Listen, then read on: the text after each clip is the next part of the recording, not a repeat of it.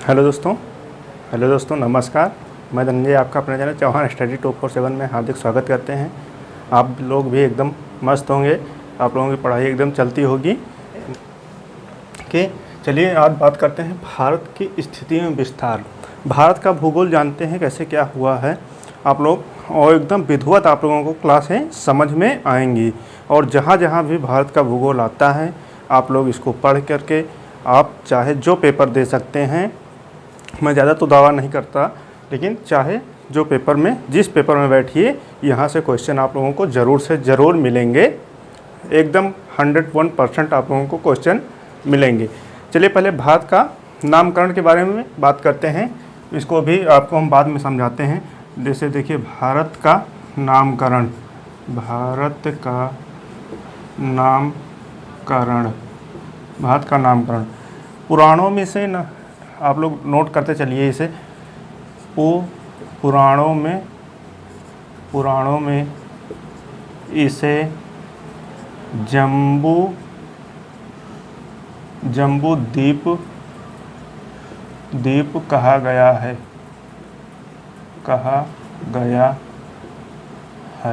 और नंबर तो बात करते हैं इसकी। इसे भारत नाम कैसे पड़ा? भारत नाम कैसे पड़ा? दुष्यंत पुत्र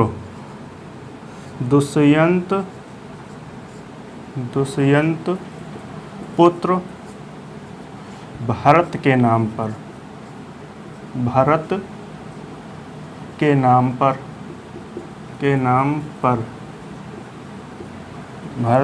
पर पड़ा। नंबर 3 बात करते हैं। दुष्यंत पुत्र भारत के नाम पर पड़ा। नंबर 3 बात करते हैं इंडिया नाम किसने दिया? इंडिया नाम दिया यूनानियों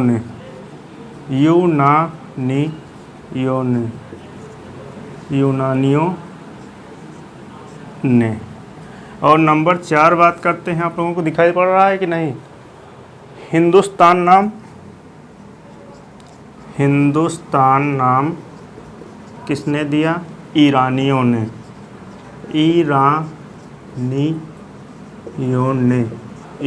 ने। आप लोग इसको नोट करते चलिए।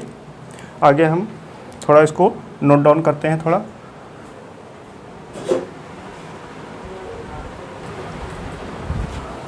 चलिए। और नंबर 5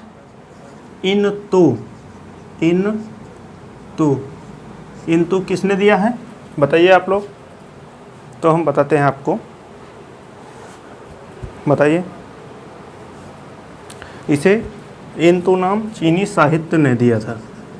चीनी साहित्य ने दिया था। चीनी साहित्य ने दिया था।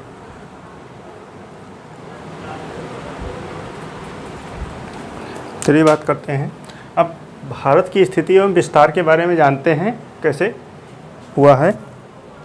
भारत की स्थिति एवं विस्तार, ये अक्षांश एवं देशांतर है। ये एक ग्लोब है। इस पर आप लोग देखिए, ये 0 डिग्री इसे विषुवत वृत्त कहते हैं। 0 डिग्री विषुवत वृत्त, और इसे भूमध्य रेखा भी कहते हैं। और इसके ऊपर एक लाइन ये है, ये लैटिट्यूड अक्षांश इसे कहते हैं। जो पड़ी हुई रेखाएं हैं इसे लैटिट्यूड रेखाएं कहते हैं। ये 23.5 डिग्री कर्क रेखा है, कर्क रेखा। और इसके ऊपर एक ये है, ये डॉट डॉट डॉट डॉट आप लोगों को दिखाई पड़ रहा है। ये 66.5 आर्कटिक वृत्त है। और नीचे देखिए 23.5 मकर रेखा है, ये मकर रेखा है। और 66.5 अंटार्कटिक वृत्त है। इस तरफ उत्तरी ध्रुव है और उत्तरी गोलार्ध है। ये नीचे की तरफ दक्षिणी ध्रुव और दक्षिणी गोलार्ध है। तो इसकी बात करते हैं कि यहाँ जैसे आप लोगों का सूर्य की किरणें कब विषुवत वृत्त पर पड़ती हैं? सूर्य की किरणें विषुवत वृत्त पर कब पड़ती हैं? तो ये 21 मार्च और 23 एक मिनट,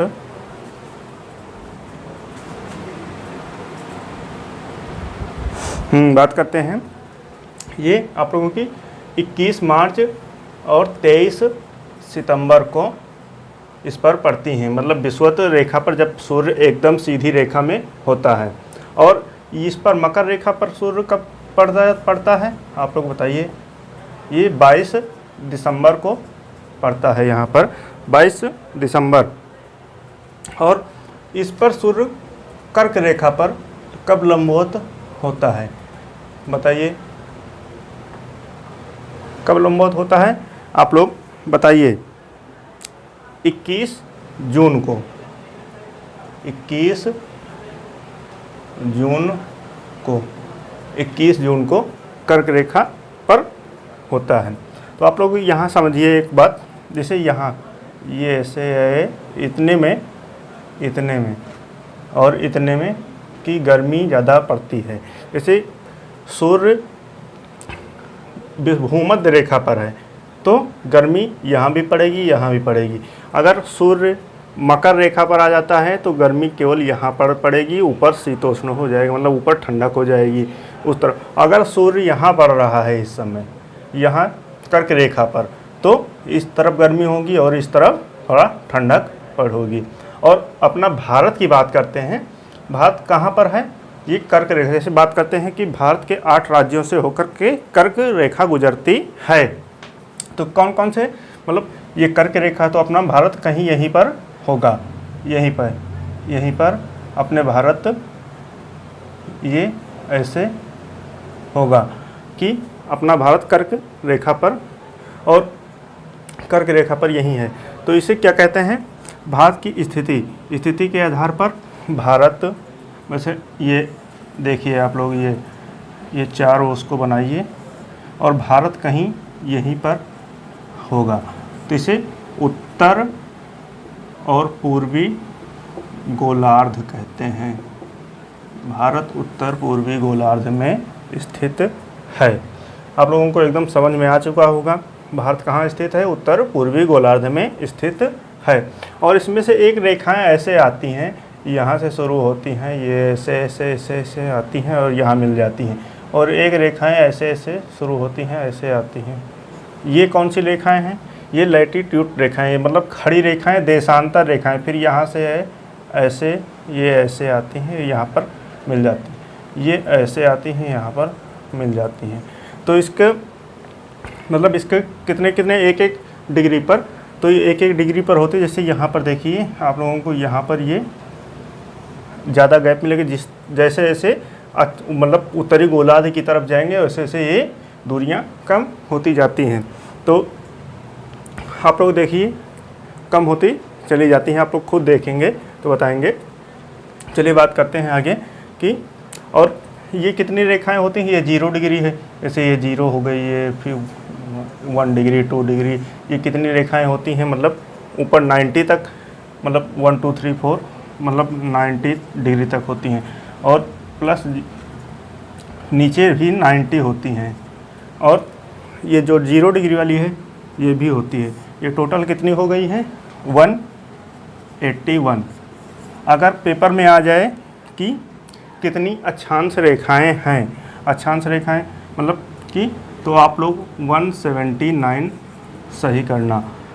अगर 180 करते हैं तो आप लोगों का गलत हो जाएगा, मतलब इसमें से एक माइनस हो जाएगी। जैसे ये है 1 0 डिग्री वाली, और इसके बाद 1 शुरू होता है, फिर 2 3 4 5 6, तो ये 0 डिग्री है। तो आप लोग इसको माइनस कर देना। और 2 देशांतरों के बीच की, मतलब 2 देशांतर के बीच में दूरी कितनी होती है आप लोग बताइए। 2 देशांतरों के बीच की दूरी, 2 देशांतरों के बीच की दूरी कितनी होती है, 111 किलोमीटर, 11 किलोमीटर। कहीं आपको 111.32 भी मिल जाएगी। तो अगर पेपर में ये है और ये आ गया, अगर पेपर ऑप्शन में ये है तो इसको सही करना, अगर पेपर ऑप्शन में ये है तो इसको भी सही कर सकते हैं। और 2 अक्षांशों के बीच, 2 अक्षांशों के बीच, दो अक्षांशों के बीच दूरी 111.3 किलोमीटर, मतलब लगभग वही 3-2 किलोमीटर और 111। आपको जैसे ऑप्शन में अकॉर्डिंग मिलता है वैसे आप लोग सही करना।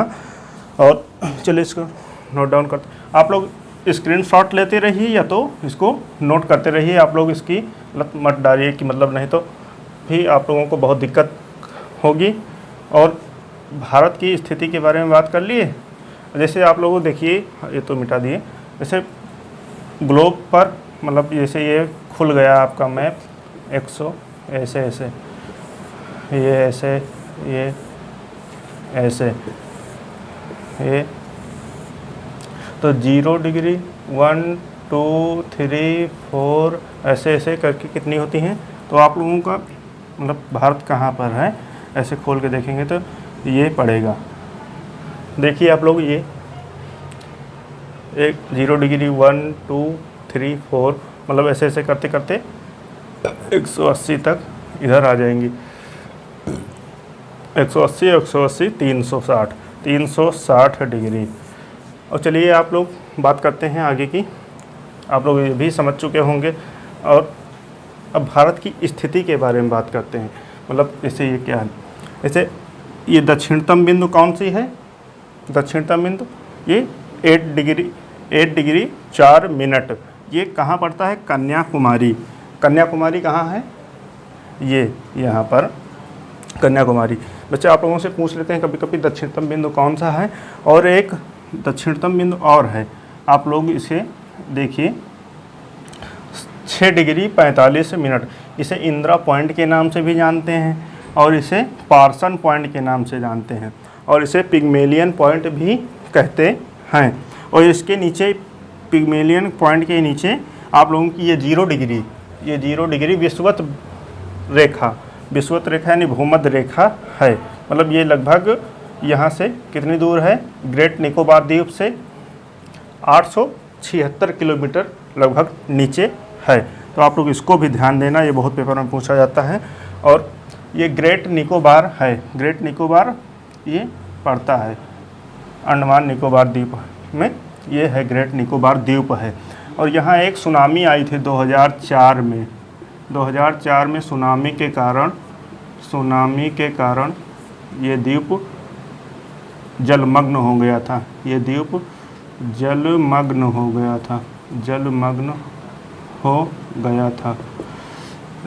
हो गया था। तो चलिए आप लोग ये तो जान गए।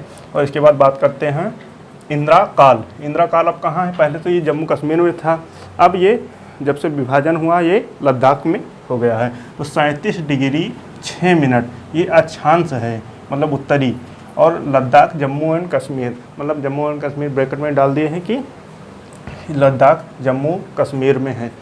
और बात करते हैं कि इसमें देखिए अब लोग 37 डिग्री 6 मिनट और माइनस करते हैं 8 डिग्री 4 मिनट। तो लगभग वही आ जाएगा 29 डिग्री 2 मिनट। तो लगभग में ये क्या हो गया, लगभग 30 डिग्री के आसपास, लगभग 30 डिग्री के आसपास हो गया। तो इसमें क्या लिखेंगे हम लोग, बताइए आप लोग। एक तरफ अक्षांश, ये अक्षांश डालिए, अक्षांश, और देशांतर। तो आप लोग अक्षांश की रेखाएं कौन सी होती हैं, लेटी हुई, और ये देशांतर जो खड़ी हुई होती हैं। तो आप लोग देखिए लगभग 30 डिग्री आ गया। 30 डिग्री आप लोग समझ रहे हैं। जैसे आप लोग बताते हैं दो देशांतरों के बीच की दूरी 111 और 30, इसको आप मल्टीप्लाई करेंगे तो क्या आएगा, देखिए बताइए लगभग कितने किलोमीटर आएगा, लगभग कितने किलोमीटर आएगा बताइए, करके बताइए आप लोग।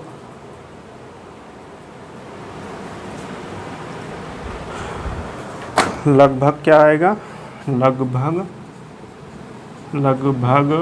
3214 किलोमीटर।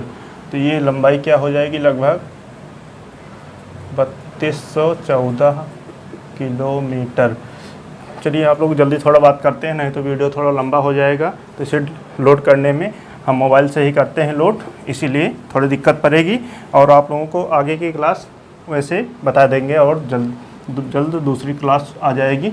ये 68 मतलब ये पूर्वी हिस्सा है, ये अरुणाचल प्रदेश में पड़ता है। 97.25 पूर्वी देशांतर, ये किबुथु है। और ये कौन सा है, 68.7 मिनट, ये देशांतर है, पूर्वी देशांतर ये भी है। और ये कहाँ पड़ता है, गौर माता कहाँ है, गुजरात में। तो लगभग ये भी कितना आ जाएगा, आप लोग बताइए। इसको माइनस करिए, 25 15 में से 5 गए तो 8 और ये इधर देखिए आप लोग 1 और यहाँ 17 में से 8 गए तो 9 और 29 मतलब 29.18 लगभग ये भी आ जाएगा। और इसे 111 से 2933 किलोमीटर, लगभग 281 किलोमीटर। चलिए आप लोगों को अगर क्लास अच्छी लगी हो तो इसे लाइक, शेयर और सब्सक्राइब करना। बहुत मेहनत लगती है क्लास को बनाने के लिए। बहुत बहुत धन्यवाद। आप लोग ज़रूर से ज़रूर इसे शेयर करेंगे, मुझे पूरा विश्वास है कि आप लोग ज़रूर शेयर करेंगे। और नेक्स्ट क्लास बहुत जल्द आप लोगों को फिर से अपलोड कर दी जाएगी। धन्यवाद।